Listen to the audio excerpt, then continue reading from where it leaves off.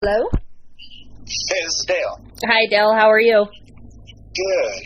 Good. I'm ready if you are. I am. How's your day going? It's going good.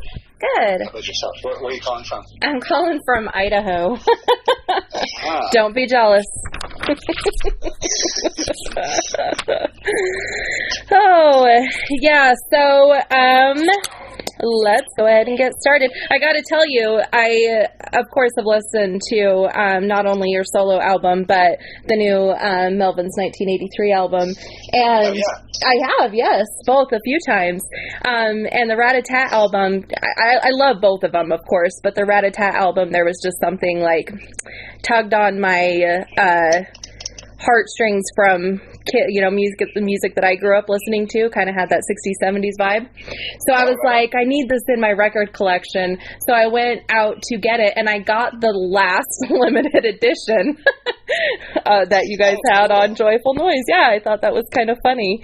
It said one left, and I kind of thought, no, that's not true. And so I picked it up and then went back because I was curious, do they do that? So how many people are like, hurry and get it? Nope, it was the last one.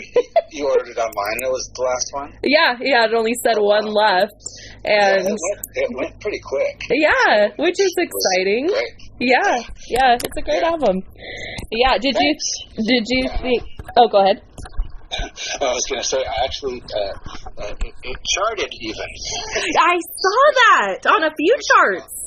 It's, mostly, I guess, a good brag since nobody sells records anymore, but still, I thought it was great. No, I think just missed the top 100. Oh my goodness. Oh my goodness. Well, there's still time, It's only not even a whole month old yet. Well, yeah, that was just the first week, but I think we'll probably get the most sales right off the bat. Right. And it'll be fine. Right. At the least I can say it's on the charts. Yes, so exciting. Yeah. And it deserves to be on there. It's a great album. Yeah, thank you.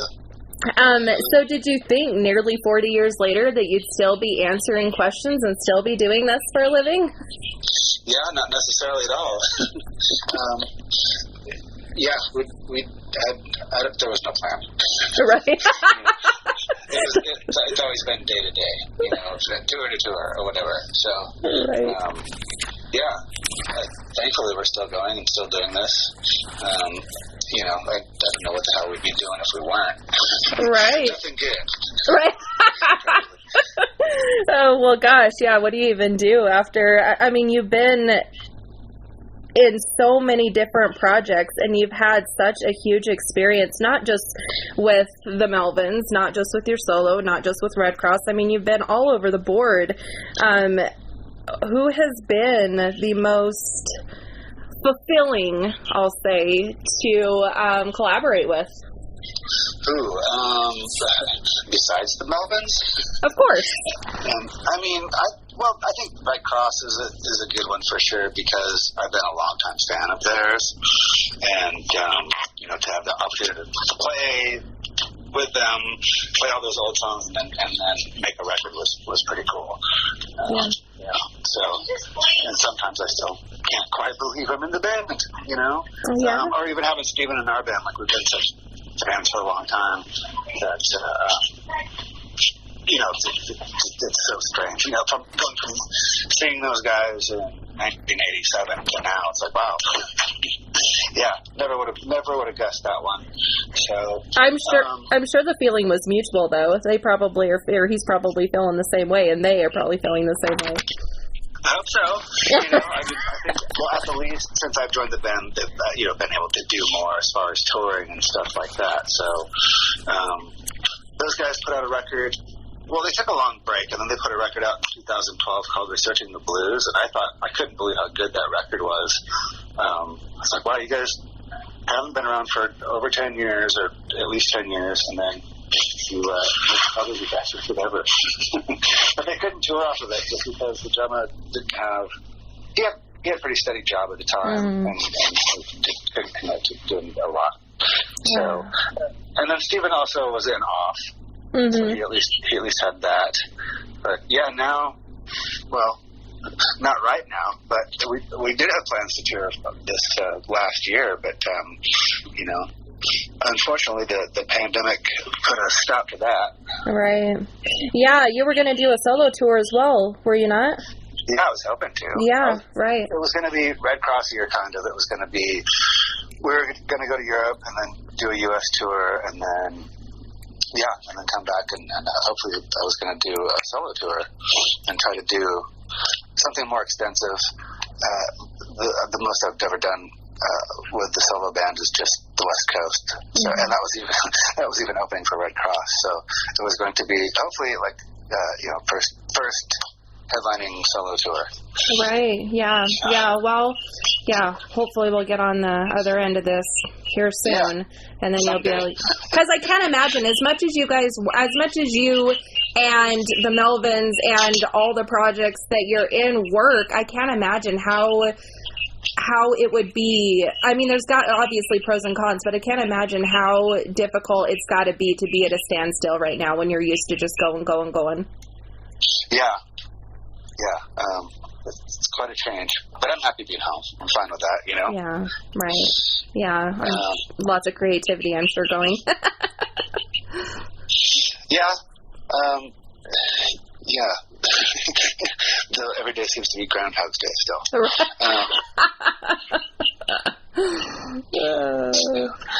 And I don't know when exactly we'll be touring again. I would say I could safely say that it would be in spring of 2022. Yeah. Hopefully it'll be sooner. But, right. Got to be realistic about this stuff. So right. If everybody can get vaccinated fast enough and all that, then maybe sooner. Yeah. Hopefully sooner, definitely. But at least there's hopefully better news on the horizon. It's definitely feeling better and looking better. So just got to keep crossing our fingers and hoping it comes sooner. That's funny that you mentioned Groundhog's Day. We had my son watch that for the first time last year because he had never seen it, and we kept referring to the pandemic as Groundhog's Day, and so he finally made him watch it so he could understand what we were referring to. I wonder if my kid's seen it. Yeah, it might be a good time, but you got to seize on the opportunity before we go back to normal. Yeah. I wonder. I bet my daughter has, but I wonder if my son has. He's 11. Oh, my son's 12. Oh, nice. Yeah, my son's name is actually Hendrix, which I had heard in one of your interviews, you saying that you would have liked to have collaborated with if he was obviously still here. But my son's named after Jimmy, and he's a huge Beatles fan. I thought, you and him would just get along great. Yeah, Lou Barlow, he has a son named Hendrix. Oh, really? Yep. Oh, how fun. That's cool. I think, he was even born on Jimi Hendrix's birthday. Oh, that's perfect. Yeah. You can't not then. Does he play guitar too? Yeah. Just got to make sure he's playing the guitar then. So are you dealing with homeschooling then as well? Yeah. My son's 12, and he has really surprised me. All of a sudden, he has been a self-starter and been really, really doing pretty well, which I did not expect. Are you doing the same thing as well? Yes. Yeah. My son does pretty well with it. My daughter, we got to keep on her to get her stuff done, but she's a teenager. And that's funny. You think it would be the other way around too, especially age-wise. Yeah, I guess, I don't know. I mean, I've heard that younger kids actually have, a tough time with focusing on it and stuff, but, 11, 12. Right. We feel like we've been lucky. Yeah, I can't imagine having a littler one during these times. It would be. Oh, I know. So that's been keeping you busy, I'm sure. Outside of obviously with albums coming out, you get to. I'm not going to say have to, even though that's the word I want to use. But you get to do all these fun interviews and everything, and have a lot that goes along with that. But outside of that, being a teacher takes a lot of work. So is there anything else that you've had time to be able to do? Sure. I mean, there's some stuff besides the Melvins record that's coming out. That was actually done. We started that kind of right at the beginning of the pandemic. Mm-hmm. So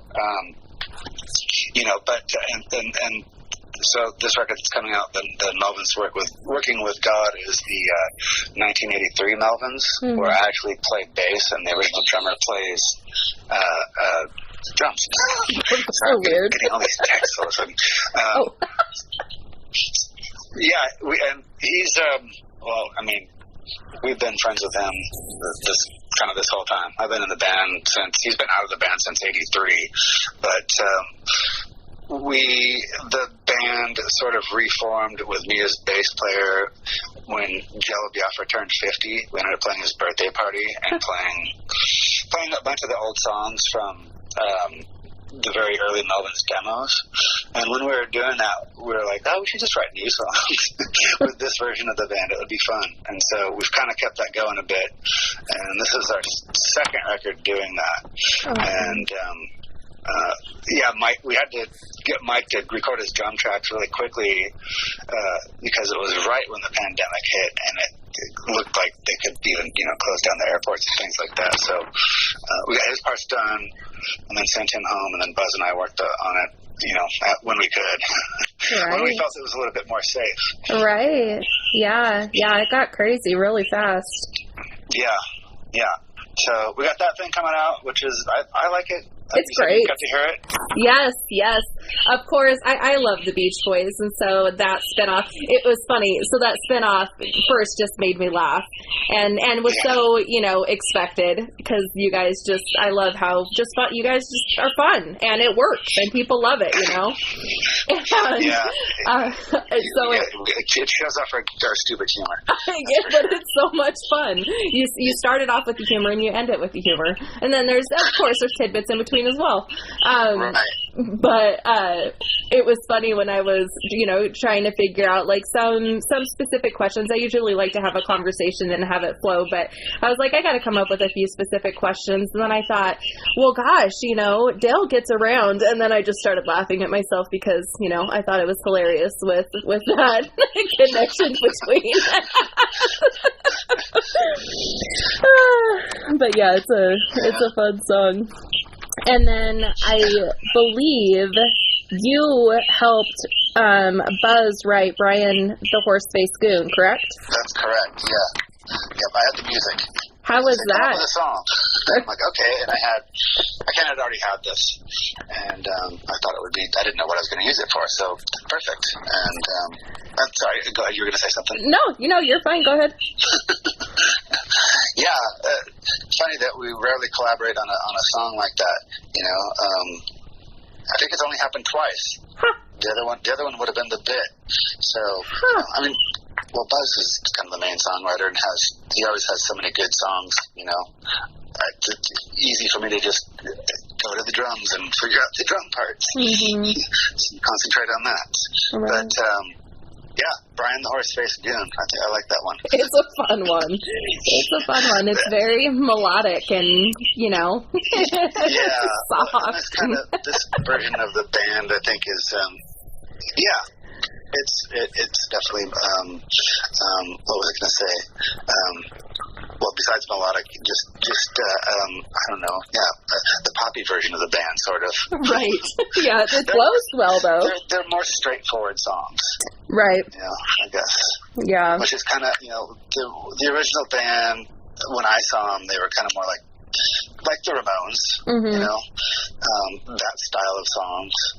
Short, simple, no guitar solos at all. Yeah, evolved quite a bit from that. Yeah. So, do we know who Rick, Mike, and Brian are? Or are they just regular names you guys decided to throw into titles? Yeah, they are all real people. Rick, I think Bouncing Rick might have been... I think that Mike, Mike, I'm assuming is the drummer, Mike Dillard. Right. I think it's about one of their teachers, but I can't remember. Okay. Or somebody at their school that they called Bouncing Rick, which I don't know the background on that. There's a lot of inside jokes with this version of the band as well. And I'm sure it's something that's just completely stupid. are ridiculous. So, are there times that you guys think, okay, this would be absolutely insane, but we're going to do it, and then it ends up being like a hit?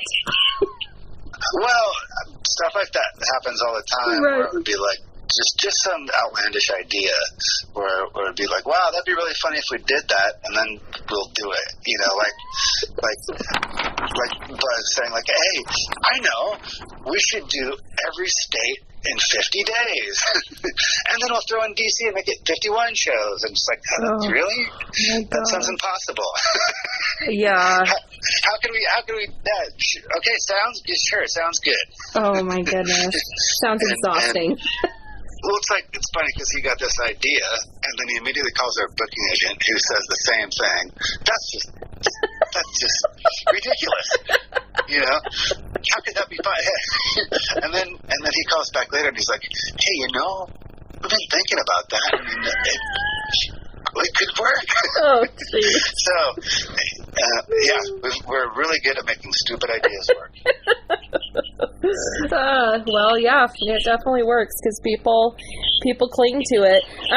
So I did notice also with Rat-a-Tat and with Working with God, they both end with kind of slower, more melodic songs. Well, they both start with kind of, the bizarre stuff that you would expect, and then right. both kind of end with those kind of softer, more melodic songs. Is that something that was planned, or did it just kind of magically happen? No, I guess no. Haven't thought about it. Just kind of worked out that way. Yeah. So. Yeah.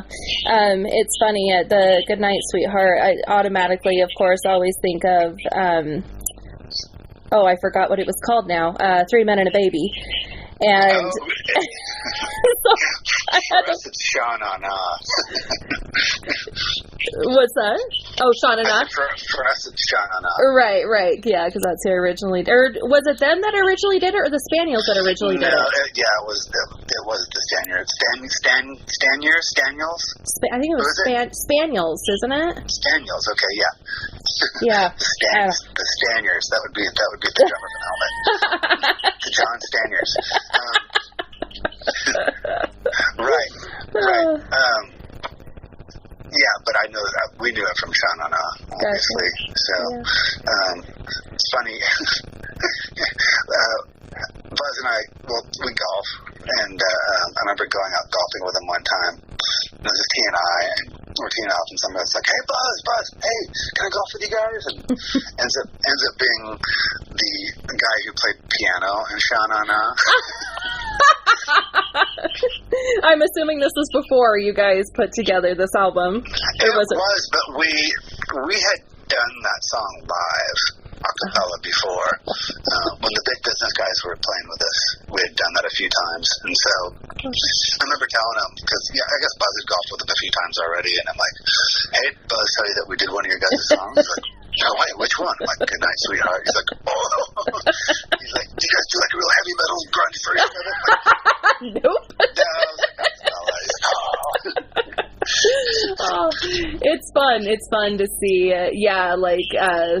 sludge or rock or heavy metal or whatever the type of band is, come together and do those softer, songs that have already been made. I saw Mr. Bungle do Stills and Croft. Oh my gosh, I can't think of what the name of the song is. Summer Breeze, and it was very much like Stills and Croft. I've seen that. I have seen those guys do that too, and it just the audience just kind of scratches their heads like, what? Which you can't scratch your heads with the Melvins or with Mr. Bungle, because you just don't know what you're going to get, and that's one of the best things about it. You never know. I got a good Mr. Bungle story. We played with those guys. This was a long time ago.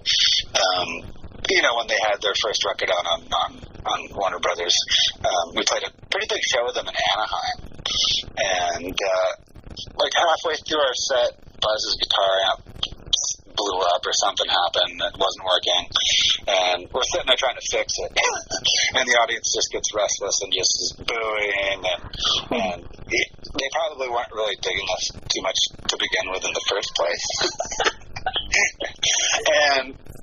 And so we kind of got booed or whatever. I can't remember we must have finished somehow. But anyway, the Mr. Bungle guys were really bummed out about that because they had invited us to play. They were fans of ours or whatever.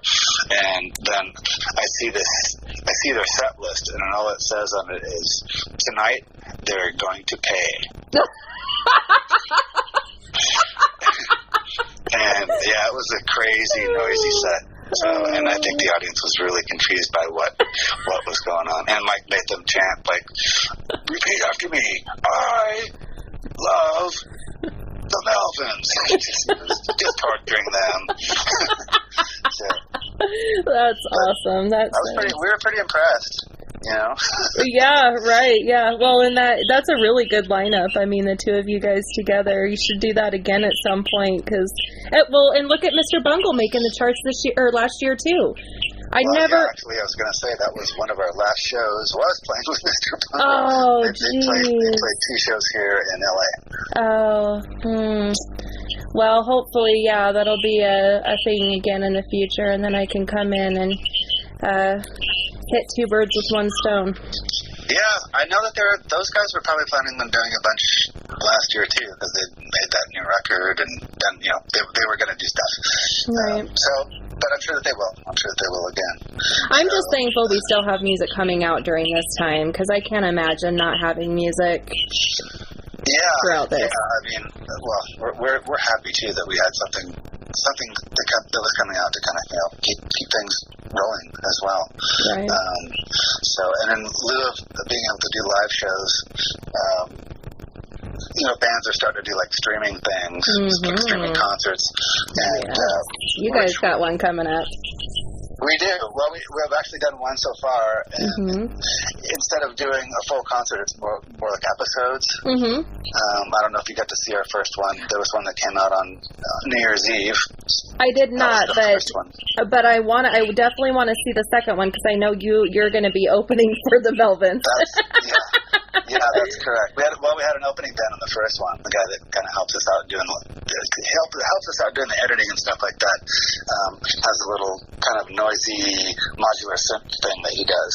Oh, okay. He's actually played live with us before opening. Nice. So he opened on the New Year's Eve episode, and it's 5 songs, and then there's interviews with us. It's us interviewing each other, so that's fun. It's pretty silly, and then there's some other goofy stuff cut in as well, and it's only $5. Yeah. Keep it cheap. Keep it at Fugazi prices for the kids, and which is really admirable. You guys obviously are losing a ridiculous amount of money throughout all this. The musicians are getting hit really hard, and so for you to turn around and make it affordable for everybody is pretty awesome. So people that did miss out on the first volume, can they go back and see that with this one as well, or is that kind of a one and done and sorry about it? As far as streaming, I don't think it'll be streaming again, but it may pop up somehow, somewhere. We're not sure how many episodes we can do. I guess we'll just, it's a new thing for us, and it's sort of an experiment. But if people like it and it's works out enough to where we can do more, we will. Yeah, well, and if it's something that you guys can do in the long run too, once you guys are able to go back to touring, I think it would be a good idea to put them out on like DVDs, Blu-rays, all that kind of stuff, just as kind of I don't know why people aren't doing that yet, so hopefully that'll be something that you guys will be able to put together, because I think it would, be hot sellers with, hey, remember when we couldn't go to shows and we had to watch them this way? I would love to watch that again. Yeah, exactly. Or maybe somebody will give us our own TV show. That would be cool. Why is that not being a thing already? Because it's kind of, it's part like, it's part. Have you ever seen the German TV show Musikladen? It's like they used to show all like the 60s and 70s bands. Like, have you seen the stuff with Black Sabbath where they're playing orange amps? And it's got like psychedelic stuff going on in the background. Yes. It's like partly like that and partly like the Monkees. That's actually a really good way of explaining it. And that would be great. I think there would be tons of people that would tune in for that. And then, have little, basically what it sounds like you're doing with these live shows, just do little inserts in between, like little stand-up type things. Right, have a special guest, have it be kind of, a variety show. Well, I think you need to start pitching this. I Can't Help You There video. Oh, yeah. Is that how you've been feeling this past year? Because that's how I've been feeling. Exactly, yeah. It's a cool video. Yeah, we thought it would be pretty fitting, just like, and that was, we really kind of did the video ourselves meaning me, Toshi, who plays in my live band and then also has been an engineer on my stuff and Melvins stuff for the last almost 20 years. Between me, him, and his partner, who does filming and editing and stuff like that, we came up with the video idea and did it ourselves, basically. Bought some lights, ordered some hospital gowns off of Amazon, and did a true DIY video. Oh my gosh, how funny! It turned out really good. It was cool. It was cool coming up with all the ideas, and those two really got into it as well. Just like writing down each shot instead of just shooting a bunch of random crap and trying to make it fit together and editing. Like we actually had a plan. Right? Yeah, it worked out really well. Did you have a hard time finding tissue boxes? Because those disappeared for a while. I know. Yeah. Yeah, I had that idea, and I was like, okay, how can I pull this off? How's it going to work, And I almost abandoned it to the last minute, but then I got it in there. No, yeah, it brought it all together. So, oh gosh, yeah, it's a creative video. I had a lot of fun watching it. Yeah.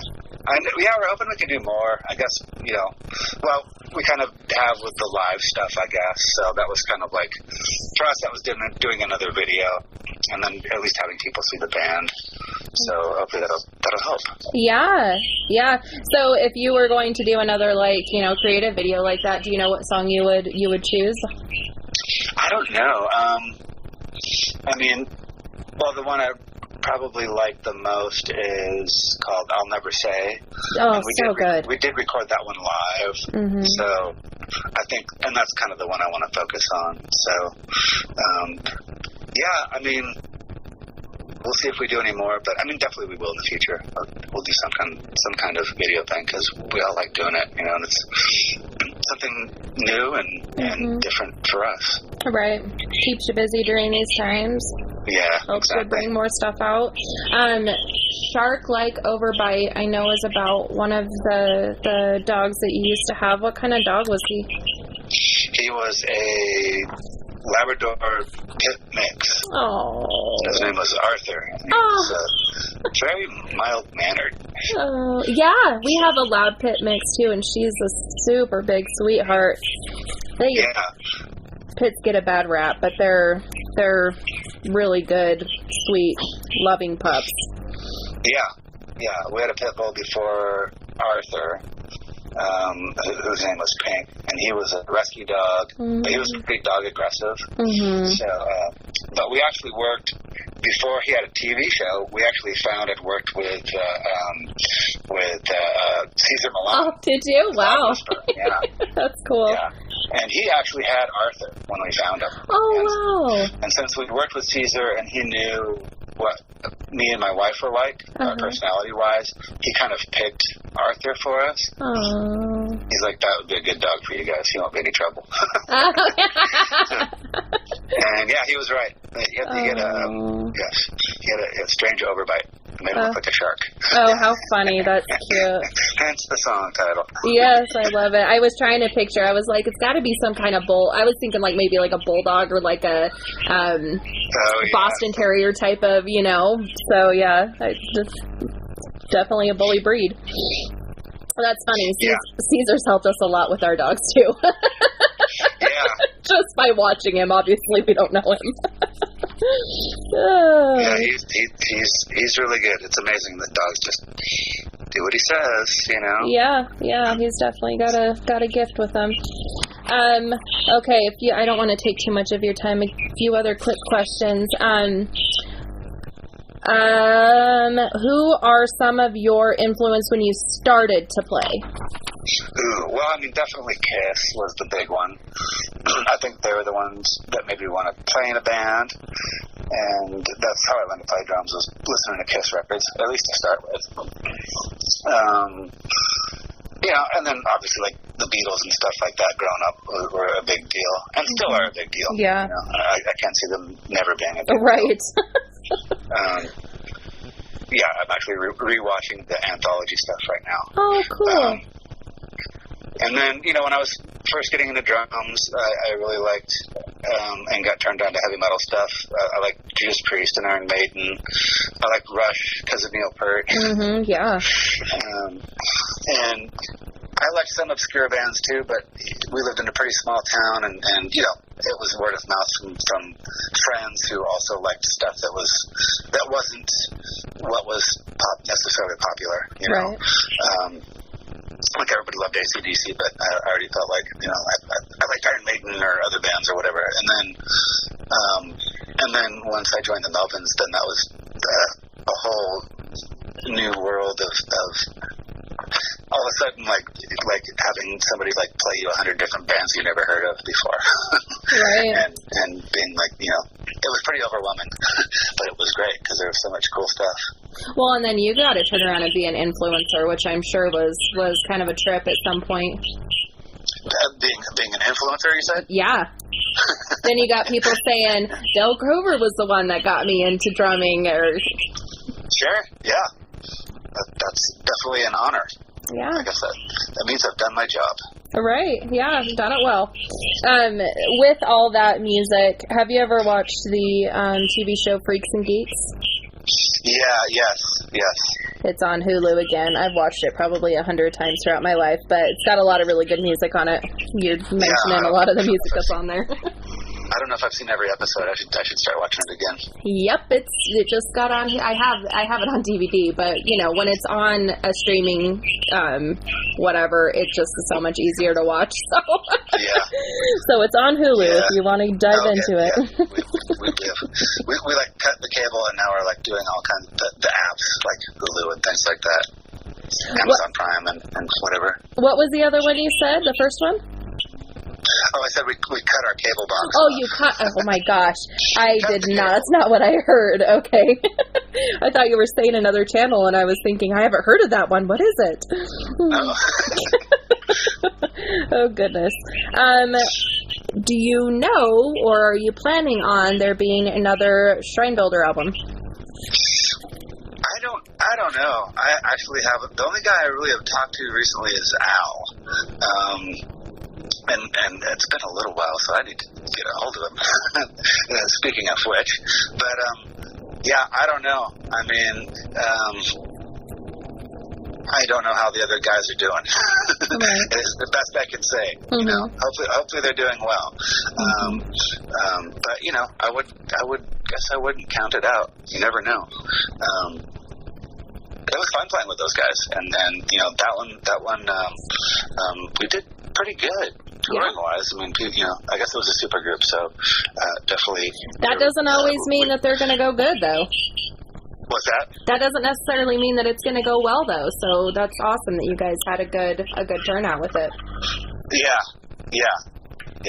So I don't know. We'll see. Yeah, I've seen lots of super groups tank. So, yeah, that's awesome that you guys had a good following, and who knows? Never know. Has the Melvins considered doing another two drummer type situation? I'm sure we will do something like that at some point again. I don't know what we'll do when we start back up. Right. Yeah, that's the beauty of it, right? Whatever you want. Yeah. But I wouldn't count that out either. I like playing with Cody, and it's fun doing the double drum thing for sure. Cool. And what bands, do you have any new bands that you're listening to nowadays? Any new bands? Yeah. Let me think. I'm trying to think of what I've heard that's brand new. Or even old bands that you've just started revisiting. I'm trying to think here. I'm actually looking. There's some Elton John records I've been checking out. So, and I saw him. It's been almost 2 years now, but he on that last tour of his, and I thought that was great. Yes, we went to that one too. He still moves around like he's 20. Yeah, and such good songs. Yes, he's incredible. I agree. God, what else? Let me see. Definitely said I've been on the Beatles kick for sure. There's Los Lobos. Oh, yeah? That band is super underrated, and those guys have a bunch of really cool records. And I think that's one band that we're influenced by. Like, there was these records that were making probably about late 90s that were really cool and experimental. And they had this engineer-producer named Chad Blake that was working with him. I think it was maybe kind of a big influence on that.